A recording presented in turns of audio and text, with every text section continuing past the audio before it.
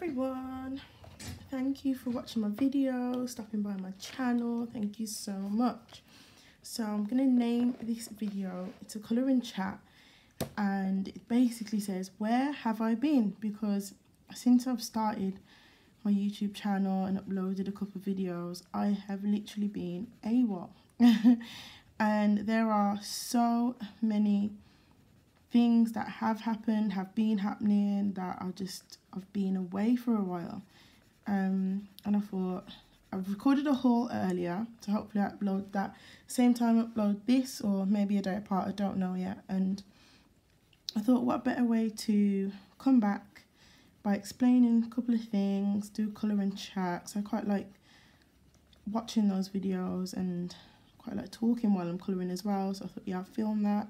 Then I can film a haul and show you what I've been collecting while I've been away. So yeah, first things first, if I sound a little bit groggy or throaty, I have yet again been struck down by, I wouldn't say it's the flu this time, it's more like a cold.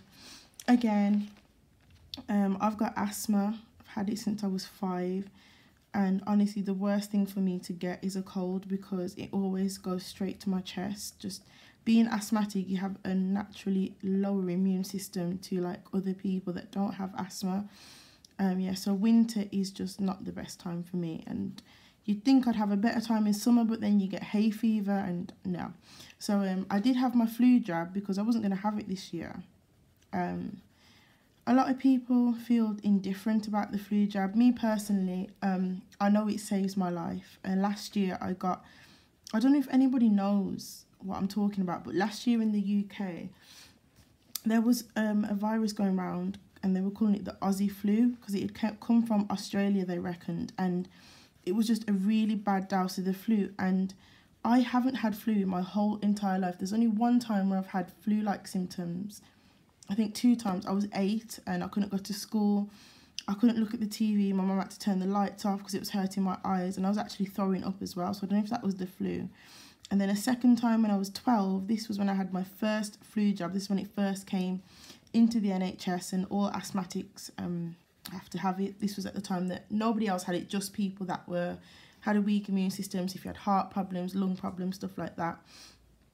And I had the flu jab, and what it does, vaccinations give you a little bit of the virus that your body's trying to protect you from, so that your white blood cells know how to fight it off. So when you do get it, you've kind of had it before, so you can fight it off better. That's what a vaccination is, and that's definitely what the flu jab is.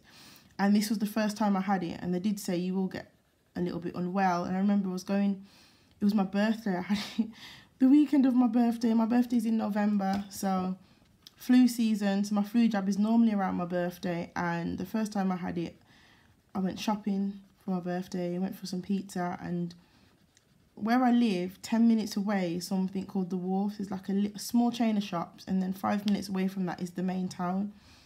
So we walk it there, because it's not that far from my house, and I couldn't actually walk back home. My mum was like way ahead of me, and I was crawling, and she had to come back and help me. So those are the only times I had the flu. But last year, oh my God, I got struck down really bad. I was working on weekends, and then I was at uni in the week, so I didn't really have a day off. So I think my body was just run down anyway, and I couldn't eat, I couldn't sleep for 3 days. You imagine having no sleep for 3 days, purely because it had attacked my sinuses. So my nose was actually blocked, so I couldn't breathe properly. I was breathing through my mouth. That then made my throat dry.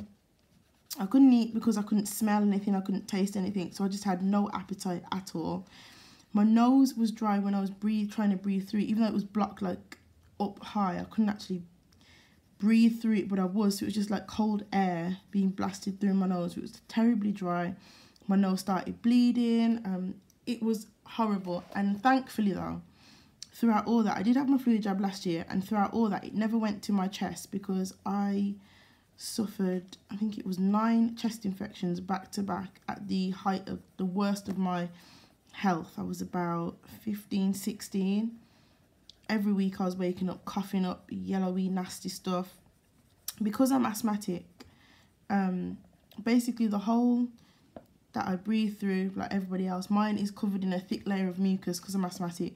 Imagine when you get a chest infection, it doubles that mucus. So I just genuinely can't cope with chest infections. I can't breathe, and it's backwards and forwards on antibiotics. Antibiotics, they're good, they shift infections, but when you have them after a while, they do take the toll on your body. So I just wasn't in a good position. But thankfully last year, it never spread to a chest infection, so I was very grateful. But I was very ill from it.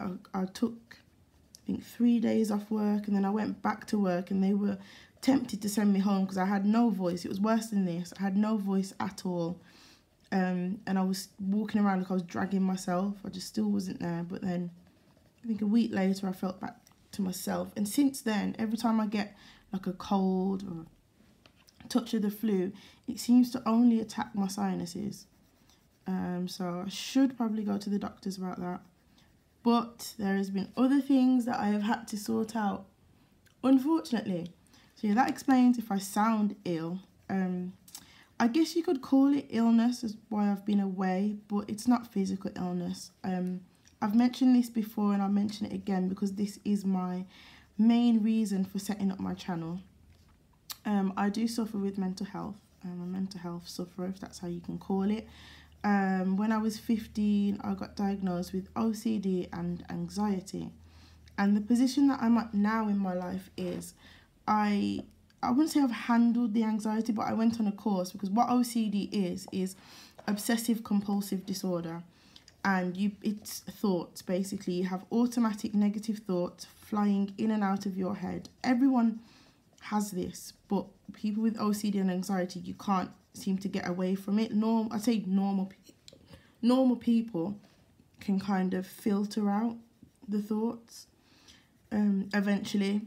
And you'll find sufferers with OCD or anxiety, you can't really, or you struggle to do that, and that's why you become in a state, shall we call it. But to tackle your OCD, you have to learn about anxiety, what it is, and how to handle it a little bit, purely because when you go for OCD therapy, which is CBT, cognitive behavioural therapy, it's a very much hands-on therapy, and it does work with a lot of disorders, a lot of phobias, and it's where you tackle the phobia hand-on, or you tackle your fear head-on.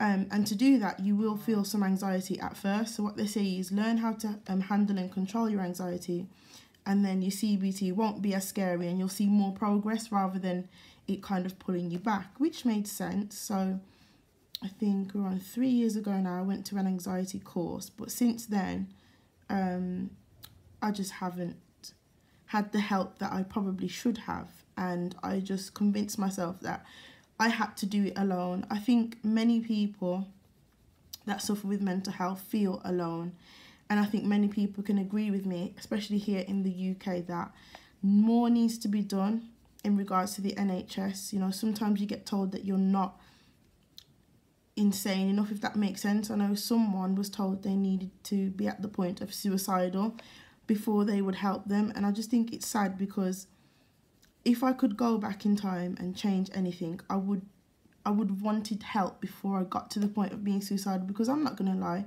I have reached that point, and I reach it a lot of times, and it's because I feel so frustrated and I feel so alone, and it's not me, it's just an automatic negative thought that I have, but I can't filter that out quickly, and I genuinely feel like, oh, in those moments I feel like, oh, I don't deserve to be here, or I don't want to actually be here, because it's like the same pain and suffering over and over again, and it's hard because people can't see it. It is in your head. It is a personal giant that you have to battle. It is in your head, and if anybody out there does feel like that, or they can identify to that, it's not you, if you know what I mean. It's not us. It is the illness, and it's making people understand that and become more aware of that. And me personally, that has been one of my biggest battles, is letting people around me know what is actually going on, friends and family. I've lost a lot of people purely because their behaviour, their attitude, not just towards me, towards other people, it's detrimental to my mental health. You know, I was in a nasty hostile situation, and I may talk about this a little bit more, where let's say someone or a group of people were jealous of me, and I don't know what they were so jealous of, but I've been told that's all it could have been. And they would go as far to the point as to try and destroy me, destroy my appearance to other people, spreading lies and rumours, and that all didn't help with my mental health, I have to admit, because I thought I genuinely was the problem, and I've kind of strayed away from a lot of people because I generally think I am the problem, because I am misunderstood a lot of the time, and it does become frustrating. But I wish I had someone on YouTube that would have said it's not you. So if there is anybody out there that feels the same, can identify, it might not even be you, you might know somebody that you think might feel that way, it's honestly not their fault, it's not your fault. Mental health is nobody's fault. I mean, with me personally, going to a counsellor, it stemmed from being bullied at school, but I could sit here all day and blame the people that bullied me and just let that get into my head. But, you know, I have to try and claim my own life back. It's what I do now. So I don't sit here and put blame on anybody, and I certainly am trying to stop blaming myself. It's just, unfortunately, it's one of those things, it's one of those nasty things, and I always, and some people might not agree with me, but I always compare it to cancer. The reason being is because, especially in my mum's day when she was growing up, nobody ever used to use the word cancer. It was just, oh, that person's sick. It was like people were scared of saying it. And now we've got organisations like Stand Up to Cancer where it's saying, look, it's an illness that nobody can help getting, but you have to fight it, whether it's physically, whether it's mentally. Do you know what I mean? Like, when you haven't had cancer, you won't understand what a person has to go through. That's kind of like mental health. If you don't have anxiety, you seriously won't understand what I'm talking about. Some people might empathise or can empathise. Some people can empathise better than others, but it's not my fault, and your misunderstanding, this is what I have to tell people, your misunderstanding isn't my fault either. I can try to explain myself better and I can go blue in the face, but if you're going to be ignorant to it, you're going to be ignorant to it. That's just the way of the world. Some people will never understand. There are some nasty people in the world, aren't there? And there's some horrible things that are going on. Like in America, there's still shootings and politics and all Brexit and stuff like that.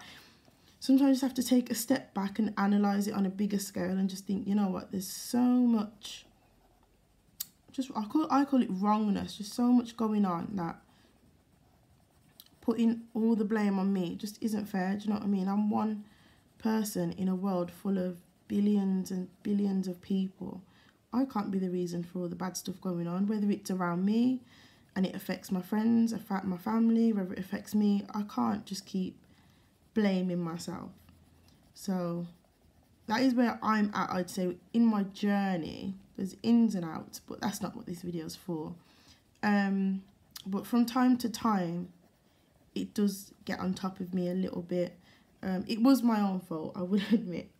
I will be honest, it was my own fault. I went away for my birthday to visit my boyfriend in Manchester, and I had a lovely time.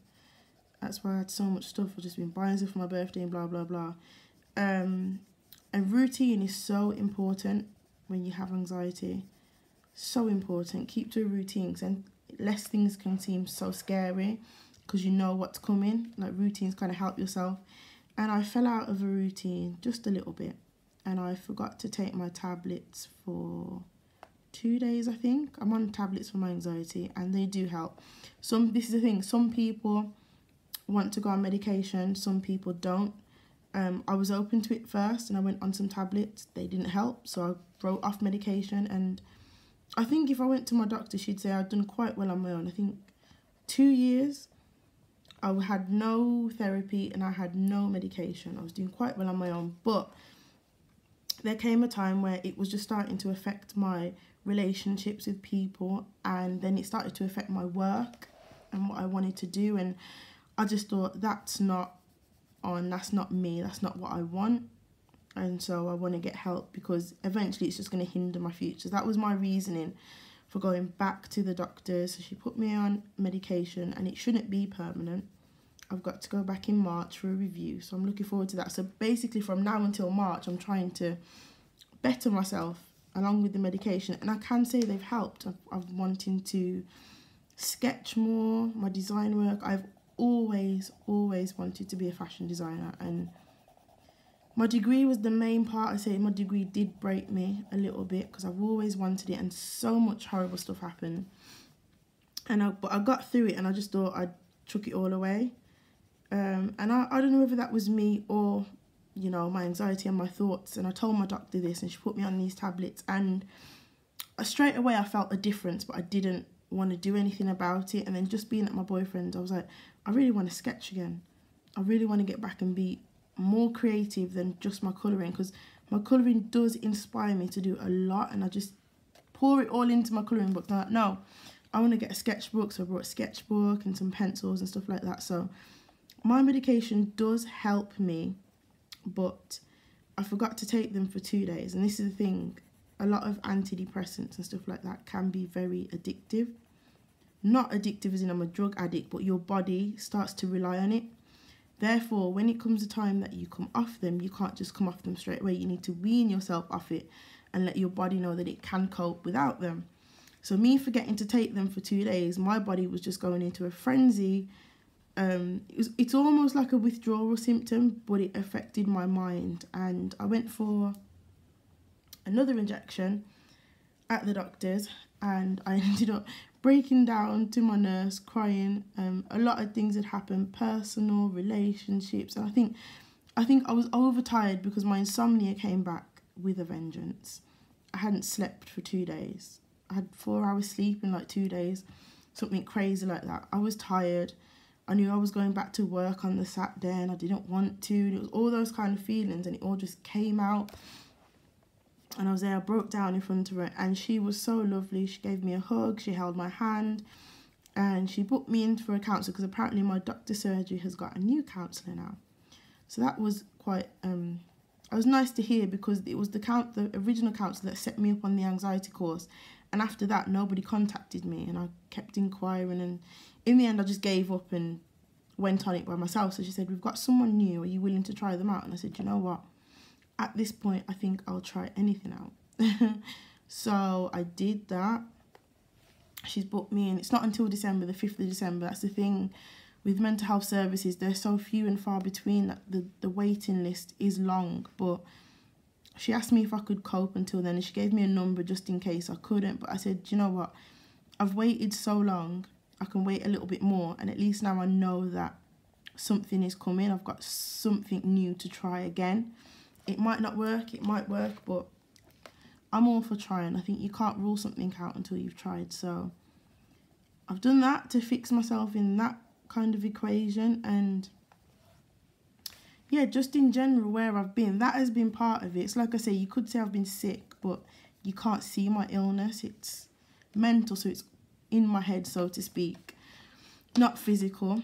So a lot of people might not know that, but yeah, just in general, I've been so busy. So I feel like I haven't been on YouTube since September. Now, September's when I went for an operation. I had my wisdom teeth removed, and the operation went well, apart from the fact that I woke up.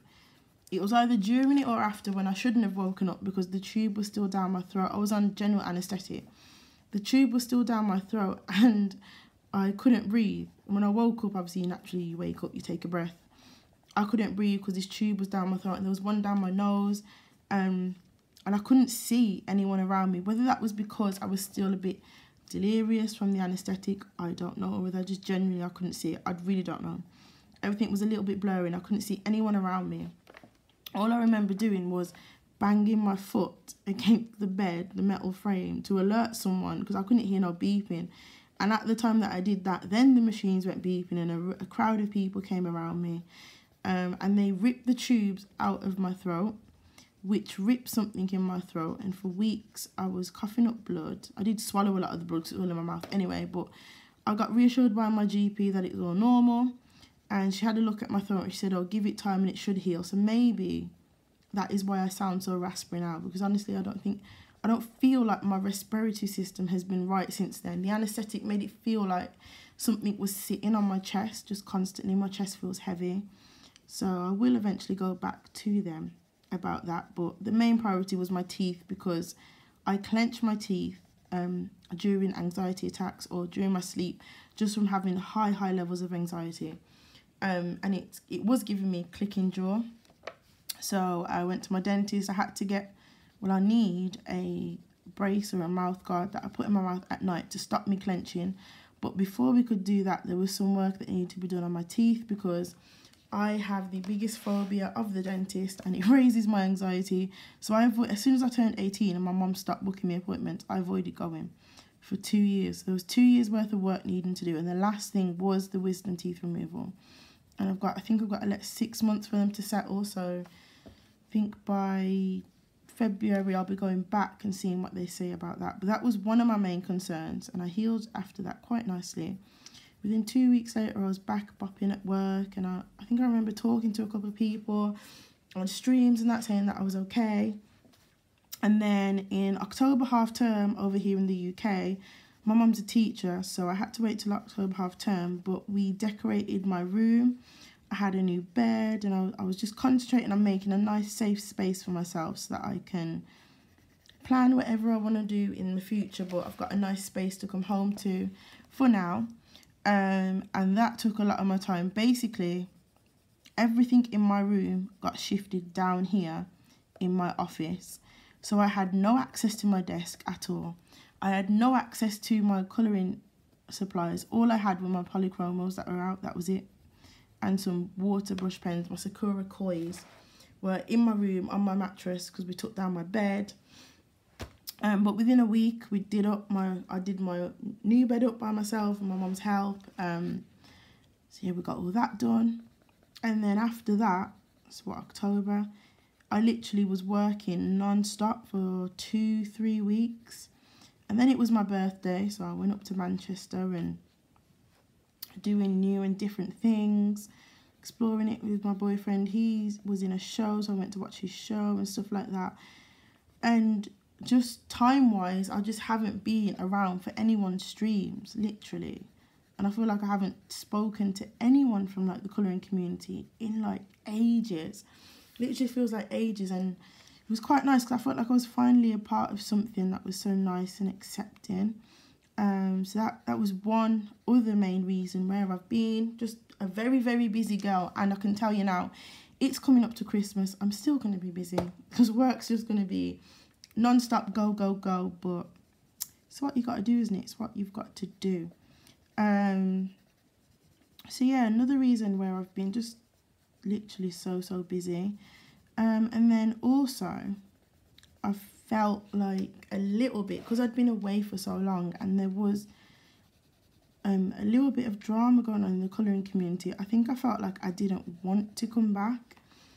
It was all just a little bit, this could have been me because of my anxiety just being really high and my OCD just out of control. I'm going to say it was more likely me that I not took offence to it, but I got scared a little bit, that's the word. I got a little bit fearful, so I strayed away. But I just see and hear there's some nasty things going on and being said, and I know everyone's probably aware of different situations, and it just, honestly, it astounds me and it baffles me that something as simple as colouring, like I say, I don't take it that seriously because, number one, I've been doing it my whole life. I know I hear some people saying doing it for years and years. I can't give you a time limit because for as long as I can remember, I've been colouring, whether it's kids' books, adults' books, my own designs. I've literally been colouring all my life and I've always loved it. And I find it, I struggle, I really do struggle that people can find time to ruin something so simple. I don't know, it just doesn't seem worth it to me. And sometimes I know they can spoil it for the few good people, and it upsets me that, you know, like I didn't even think trolls were real on like the colouring streams and stuff like that, and then being in streams and there's nasty people that have to come on and have their 2 cents saying, I'm just like, really? Like, we're just trying to colour and have fun here, like, really? And everyone's so nice, trying to get to know each other, asking questions, giving support and encouragement, and then you've always got someone that's got to throw in their 2 cents. But the way I look at it is, it's just life, isn't it? There's never a perfect scenario or a perfect situation, and you just have to try and not let it get to you, which maybe that's what I was doing, taking my time out. I was trying to not let it get to me. There was even times where I thought I'd done something wrong because people were that upset by what somebody else has said, and I'm just like, wow, like, it really does amaze me. And I guess it does put me off a little bit, but purely because this is what the fashion industry is like, and I think deep down that's why I'm not too keen to go into it, because it's like, all I can describe it as, to me, on like being an outsider looking in sometimes, it's like kids in a playground. And I know for a fact my playground days are over, not only for the fact that I'm now 22 and I can feel it in my bones, but school for me was a long time ago, and it's not something that I want to repeat. Like, I was bullied throughout my whole entire school life, and it's not something I want to repeat in my adulthood life. So when it does get a little bit like that and people are being mean and catty and stuff like that, I will just probably take a step back, because I don't know, it's off-putting to me a little bit. I find it, I don't want to say pathetic, because if something matters to you, then you should always fight it through, do you know what I mean? Like, I always stand up for what I believe in. But there's a time and a place, and there's definitely certain ways you can do it that won't cause offence or upset. And I think some people lose sight of that so easily and just run away with what they're feeling. And, you know, sometimes our feelings are always right to us, but sometimes our feelings can affect somebody else. And I always try to remember that, like, especially, give you a good example with my boyfriend. He annoys the hell out of me sometimes, honestly, but I have to remember that he's not in my head, and sometimes he hasn't dealt with what I've dealt with at home. So when he's annoying me, I don't let all my anger and frustration out on him. I'm just like, you're annoying me, stop, kind of thing, instead of going, I hate you, blah, blah, blah. Because just how I'm feeling really riled and head up. I don't like to do that to people, because I don't like it done to me. And I don't like being involved in any of the drama. It's nice to know what's going on, because I know not who to avoid or whatever, but just, okay, it's there, and I want to keep my distance. I don't want to get caught up in anything, because honestly, guys, I don't need it. I come here to colour and to have fun and to make new friends, and I don't know, sometimes I get the feeling that I'm an outsider looking in, like I'm not allowed in certain groups and stuff like that. But like I say, that could just be me with my anxiety and where I was at the moment. So I decided to take a step back. But it is what it is, I guess. It is life. It's a part of life, and growing up, moving on, making friends, stuff like that. It's all a part of that good stuff. But yeah, it does upset me a little bit. Just a little bit. Or where I'm at currently, I can't handle it, or I just don't have time for it. I don't see the point in it. But for me personally, that's how I feel, and I just won't let any negativity get me down, let's say. So if you're ever wondering where I am, it's going to be one of those 3 reasons that I've explained. I'm either ill, I'm either very busy working, or I'm just deciding to take a break for myself, because things are going on and things are being said. And I do take a break because it's not running away, but I like to think, okay, am I the problem in this situation? Because sometimes I go through phases where I take offence to every little thing going that someone said, and that's in the moment where I have to realise, okay, this is me, not them, kind of thing. So yeah, I will take a break just to find myself, really, and ask myself, is it them or is it you? But more often than not, I'm taking a break because I don't want to get involved in anything. I just want to come here, I want to colour, I want to make new friends, I want to network, I want to do something that I can be proud of myself. This is something so scary for me. And eventually show my designs and stuff like that. Kind of turn the bad and the negative into something good. That is my main focus for this channel, and to talk about and promote mental health with my own struggles, because I truly believe that someone out there will hear it and it will help, and that's all I want. I hope it can help. And if anyone is struggling in any sort of way, no matter how little or pathetic you may feel it is, And if you don't know what to do and you're scared, you don't know what to say, you can always message me in some way. I'll leave my Instagram and my Facebook link down below. Always message me, because I wish that somebody had said this kind of thing to me when I was younger, because I think life would have been very different if I'd got help sooner. And you're not alone. And it took me a long time to realise that you're not alone, seriously. So much people suffer, and the more we talk about it and the more we make it public, the less you feel like you have to hide, the less people will feel lonely, and we can all come out, help each other, and help the world, maybe help a lot more people. You know, mental health won't be something negative. That will be in the past. It will be something positive, like learning how to get your mental strength back. You know, your mental health may be deteriorating, okay, but we're all coming together to find out how we can make you strong again. You know what I mean? That's just my view on situations and how I want to help. And I don't know where this journey's taking me, but that will always be my main goal with this channel, with my life, with my work. Somehow it will all link back to how you can help someone purely because of my struggles that I've been through. So yeah, that's me, guys. That's me in a nutshell, where I've been, what I've been doing. I will post the video of a haul. I have filmed it, all the stuff that I've collected, and this book is one of them. It's featured in the haul. It is Fairy Tales by Emily Lydell Oberg, and I'm using my Inktense pencils on this peacock page here. Thank you for listening. Thank you so much for watching, if you have watched it. Like if you want to, subscribe if you want to see some more, if you're not tired of me, and I will see you all soon. Bye, guys.